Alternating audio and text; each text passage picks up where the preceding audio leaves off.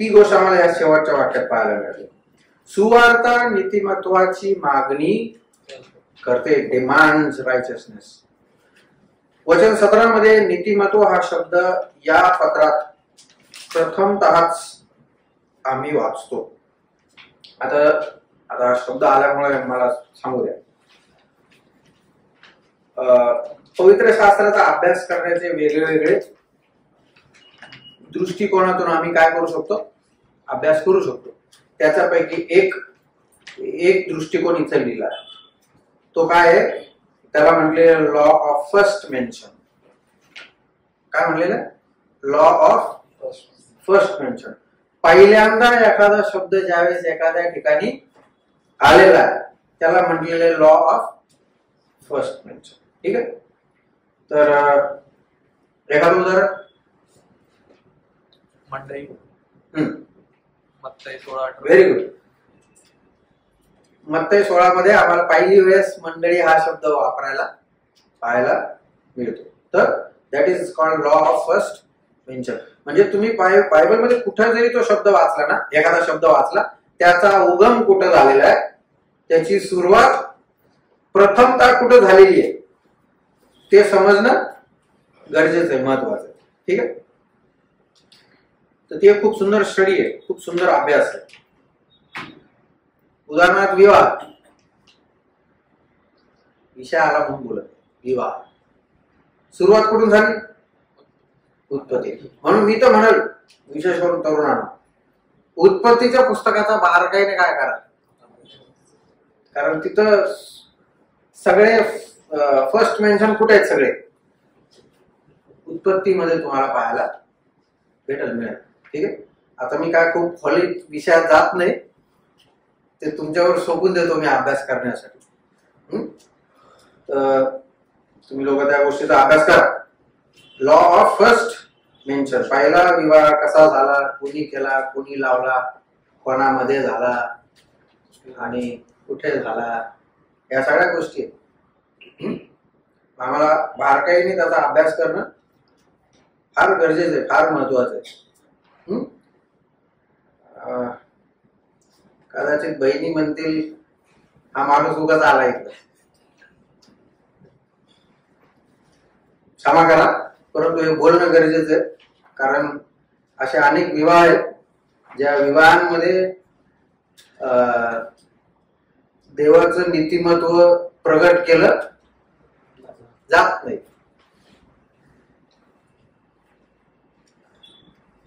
हवाबाईला नेल polish होतं का, लावू शकला असताना प्रभू कलर, पण नाही लावला.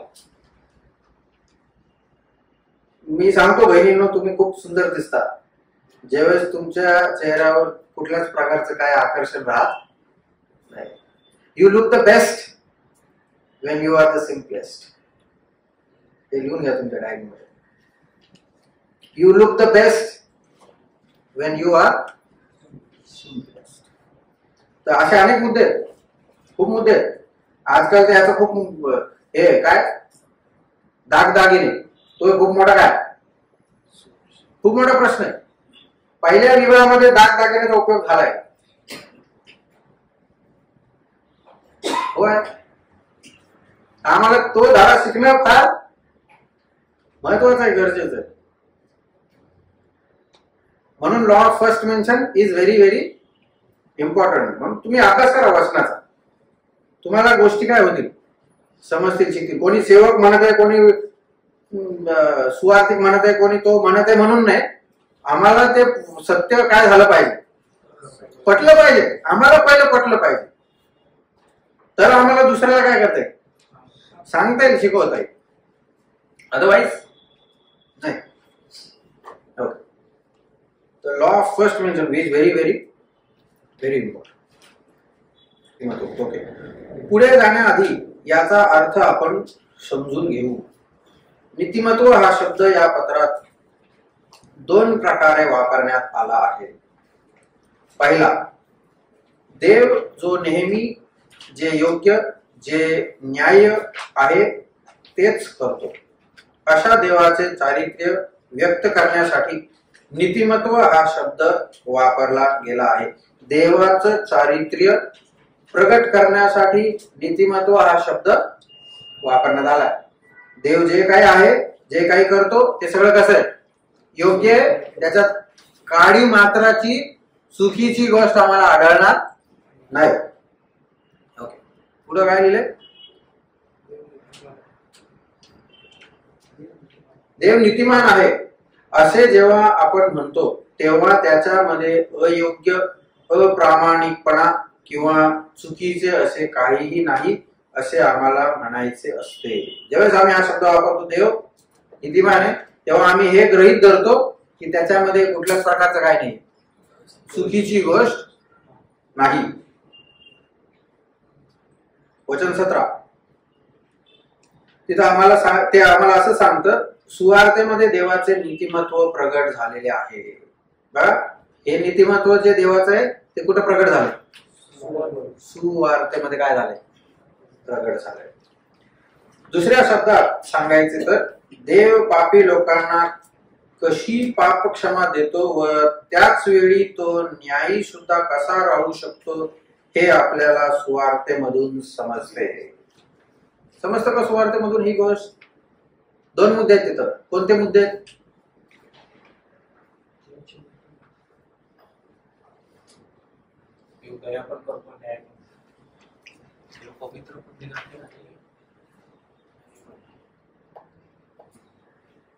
मैं कमजोर काम से. बोला बोला. बघा, ते वाक्य वाचतो मी तुमच्यासाठी. हा, देव पापी लोकांना कशी पाप क्षमा देतो व त्याच वेळी तो न्यायी सुद्धा कसा राहू शकतो ही सुवार्ता सांगते. कसं सांगतो म्हणजे कोणते दोन मुद्दे सुवार्तेत? पापी माणसाला पापांची क्षमा आणि त्याच वेळेस देव पण काय राहतो म्हणजे काय? पापाची शिक्षा सुद्धा वाचवतो, पवित्र राहू शिक्षा देतो.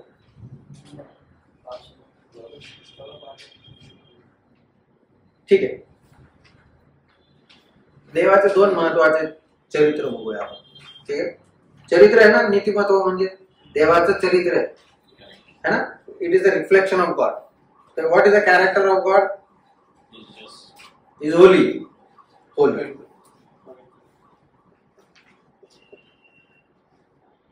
Another character of God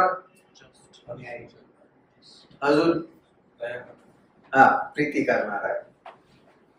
God is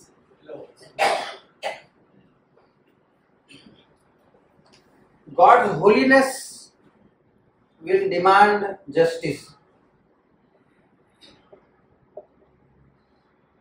बरोबर आहे ना? देवाचं पावित्र्य कशाची मागणी करल?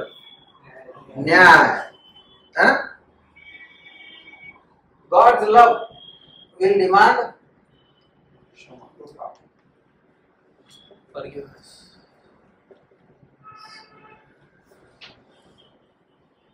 God's love will demand forgiveness. पाप क्षमा ची मागणी करल. आता एकाच वेळेस देव हे पण आहे आणि हे पण एकाच वेळेस. मग आता समजा आम्ही ही बाजू धरली होलीनेस. आता मनुष्याने पाप केले, आता मनुष्याला काय भेटली पाहिजे? शिक्षा भेटली पाहिजे. It will demand justice. शिक्षा, पनिशमेंट होना ही चाहिए. मग जर मनुष्याला देवाने शिक्षा दिली तर ते योग्य आहे का अयोग्य?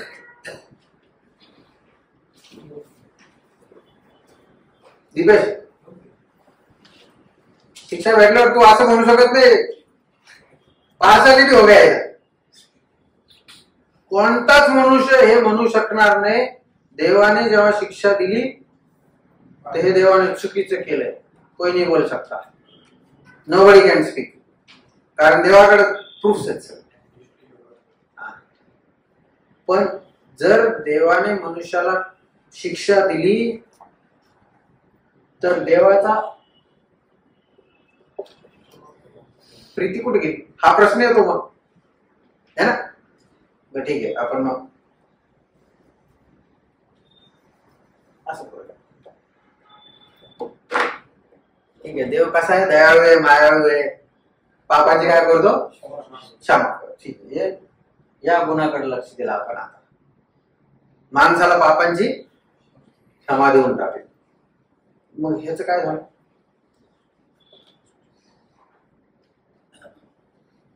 त्याला म्हणतात न्याय.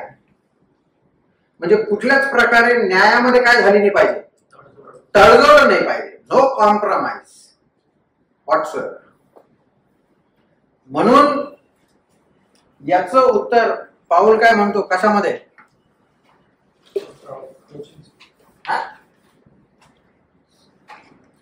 या दोन्ही गोष्टी कुठे दिसतात? धडा काय आहे आमचा? हा, सुवार्तेमध्ये या दोन्ही गोष्टी काय होतात? कुठे दिसतात?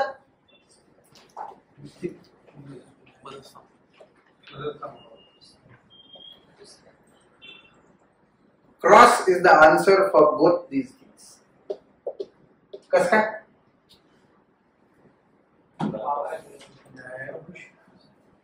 देवा, when we talk about holiness, पवित्रतेचा विचार जेव्हा आम्ही करतो तेव्हा it will demand justice.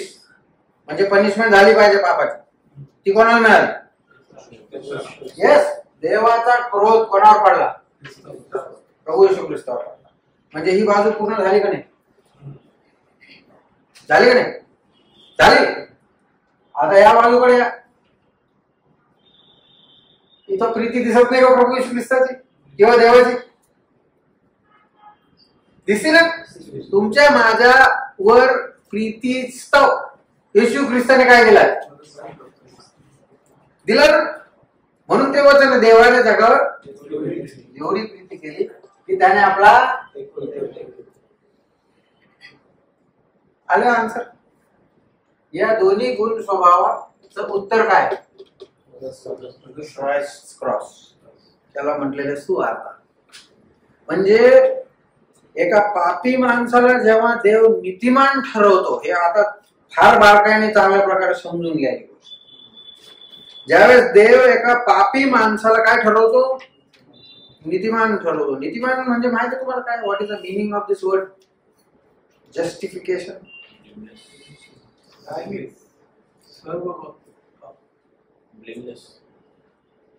Blameless. बर, अजून कोणाला काय बोलायचं? सिस्टर लोग तुम बात नहीं कर रहे, आपको आंसर देना पड़ेगा. गलत भी रहा तो मैं मारूंगा नहीं.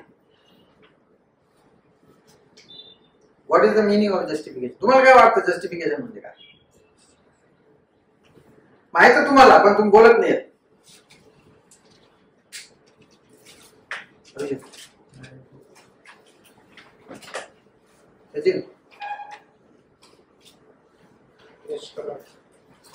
तुम आराधना कैसे क्या करते? जब ये मालूम नहीं है तो आराधना कैसे करते?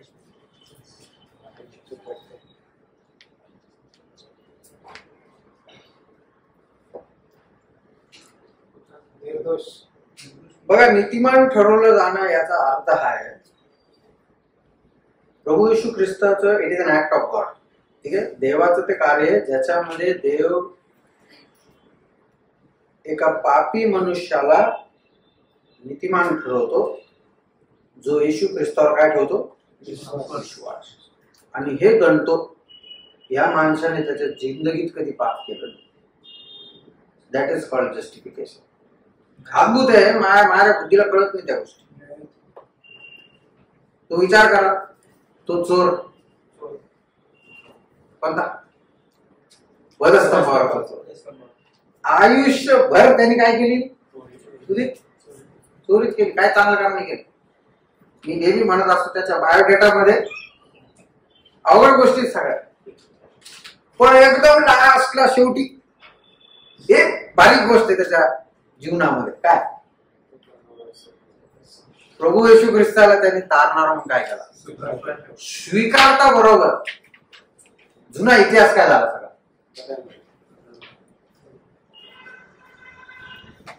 इतिहास बदल.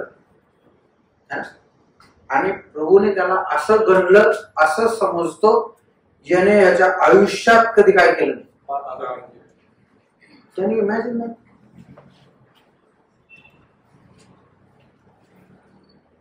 किती अद्भुत गोष्ट आहे. हे जेव्हा असे विचार आम्हाला समजतात, आमच्या हृदयातून आराधना वरती आलीच पाहिजे.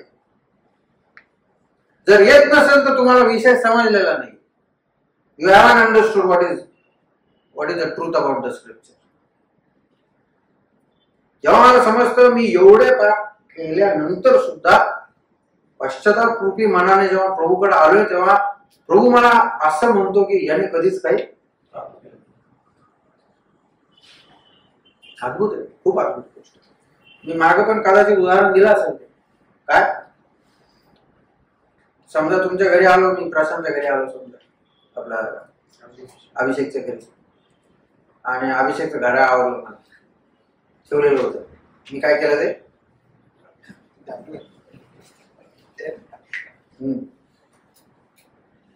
घरी गेलो. पण नंतर मला काय वाटलं, अभिषेक मला जेवू घातलं, बिर्याणी चालली, एवढं केलं, पण आणि मी त्याच्याच घरात जाऊन जेवलो आणि त्याच्याच घरातली वस्तू चोरून घेऊन आलो घरी. माझं मन मला खायला सुरुवात झाली. मी आता पुन्हा आलो काळात आणि अभिषेकच्या घरी गेलो. त्याला म्हटलं, भाऊ असं झालंय माझ्याकडून, चुकलोय मी, माझी काय क्षमा, हे तुमचं घर आहे, तुम्हाला वापस. अभिषेकने पण हप्ताभर शोधित होता घरात, त्याला काही भेटलं नाही. त्याला माहित झालं हा आला होता घरात आणि हा गेल्यानंतर घरात पण मला माहित नाही त्याच्या घरात कॅमेरा आहेत का, असतील तर काय विषयच. पण आता मी आलो, त्याला काय मागितली? क्षमा मागितली, माफी मागावस. अभिषेकने पण मोठं मन करून मला माफ करून टाकलं. थँक्यू अभिषेक. पण आता पुढच्या वेळेस पुन्हा आलो मी तुमच्या काळात. अभिषेक काय विचार कर,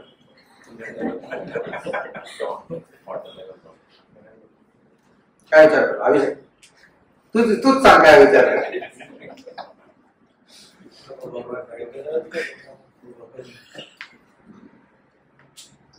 पहिली गोष्ट तो विचार कराल, ह्याला हा इथंच बारा आहे, घरी नको, हा इथंच बारा है ना अभिषेक, तेरे दिल की बात बोल रहा हूं.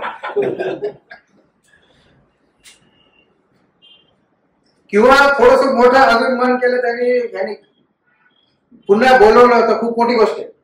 अशा माणसाला पुन्हा घरी आमंत्रण दिलं तर खूप मोठी गोष्ट झाली. पण अभिषेक काय राहिला, लक्षात घेऊन राहील, हा काय उचलतोय ना. किंवा जरा ठीक आहे त्यांनी मला बोलवलं नाही, मी स्वतःहून त्याच्या घरी गेलो, गेटवरती बेल दाबता बरोबर अभिषेकने मला पाहिल्या बरोबर अभिषेकच्या मनात पहिला विचार काय,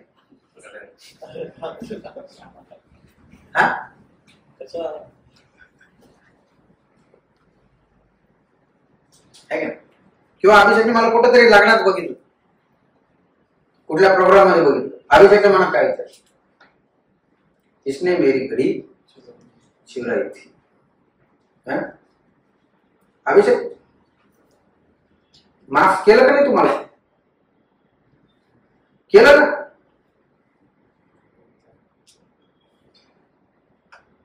दहा वर्ष झाले त्या गोष्टीला, तरी अभिषेक विसरलेला नाही.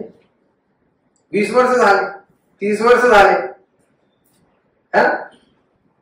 बघा आमचा प्रभू तसा नाही हो, आमचा प्रभू तसा नाही. जब हम उसकी चोरी करते हैं, माफी मांगते हैं, तो प्रभु के पास जब आते हैं वापस,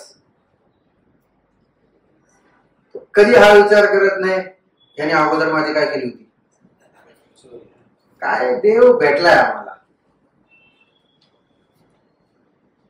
ही गोष्ट माझं हृदय चिरून जाते.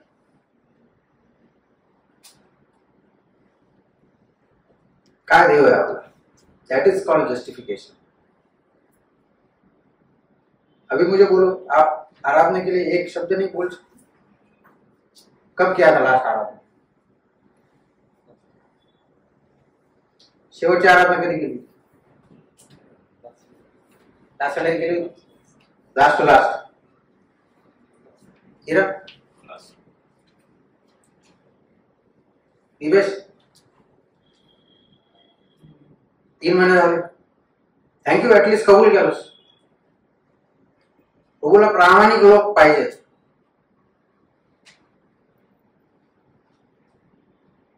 जेव्हा असे विचार आमच्या पुढे येतात तेव्हा हम शांत नाही बैठ सकते. प्रभूला फक्त एक गोष्ट पाहिजे आमच्या जीवनातून, एक वाक्य पाहिजे. ते वाक्य जे त्याच्या मनाला काय देईल, समाधान देईल. एक वाक्य बस. आराधना म्हणजे मी तुम्हाला सांगितलं अगोदर, इथे येऊन 15 मिनिटं घेऊ नका, 20 मिनिटं घेऊ नका. ते 1 किंवा 2 वाक्य बोला जे प्रभूच्या मनाला काय देतील, शांती, समाधान देतील. त्याच्यासाठी आहो पुत्र.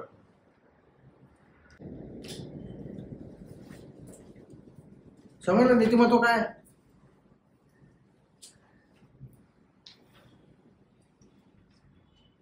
पापी माणसाला काय भेटली?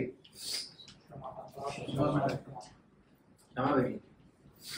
आज आमच्या जगातल्या कोर्टांमध्ये 30 बाब होते का नाही? पापी माणसाला काय भेटते?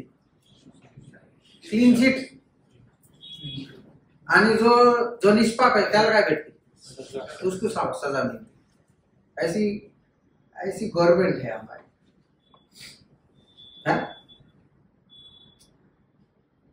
बघा,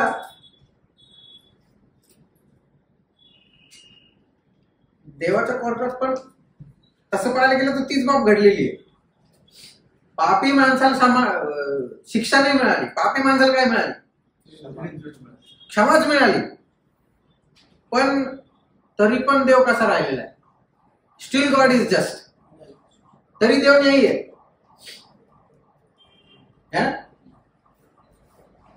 कस काय? जी शिक्षा आम्हाला भेटायला पाहिजे होती ती कोणाला दिली?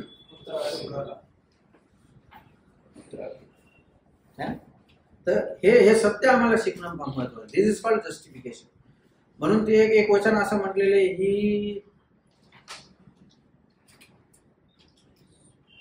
ही is just and the justifier of many. तो न्यायी आहे आणि अनेकांना काय देतो? नीतिमत्व देणारा. तर did you understand what is justification? समजलं? नीतिमत्व म्हणजे काय? नीतिमत्व म्हणजे पाप्यातल्या पापी मनुष्य पश्चाताप करून येतो प्रभूकडे, देव त्याला काय देतो? पापांची क्षमा देतो आणि त्याचे जुने. अद्भुत गोष्ट आहे खूप. म्हणजे माझ्या डोक्याच्या बाहेरच्या गोष्टी त्या मला नाही कळत. गोष्टी मला नाही कळत.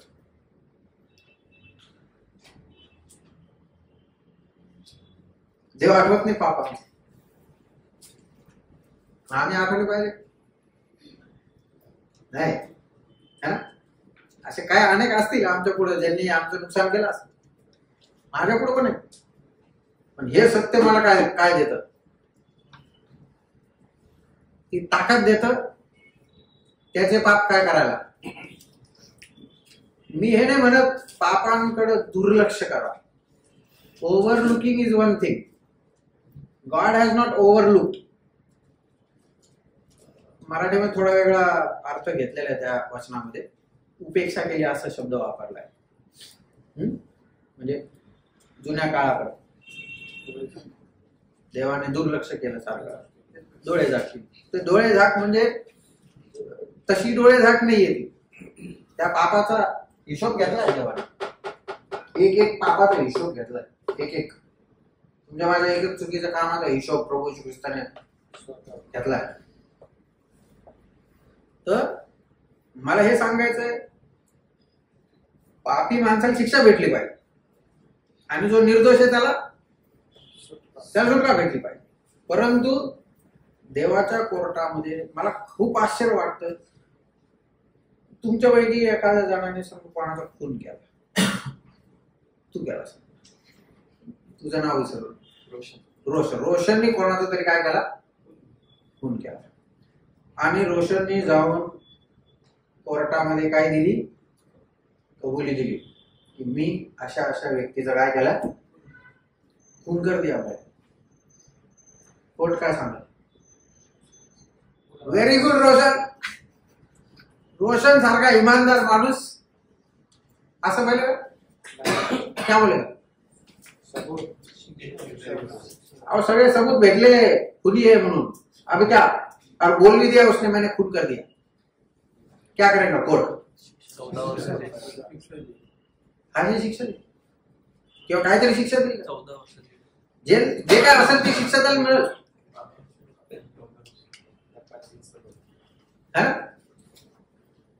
आता देवाच्या कोर्टात आहे, काय करतोय पापी मनुष्य, क्षमा मागायच्या अगोदर काय करतो, प्रभू मी हे किया मैंने, क्षमा दे. और क्या होता,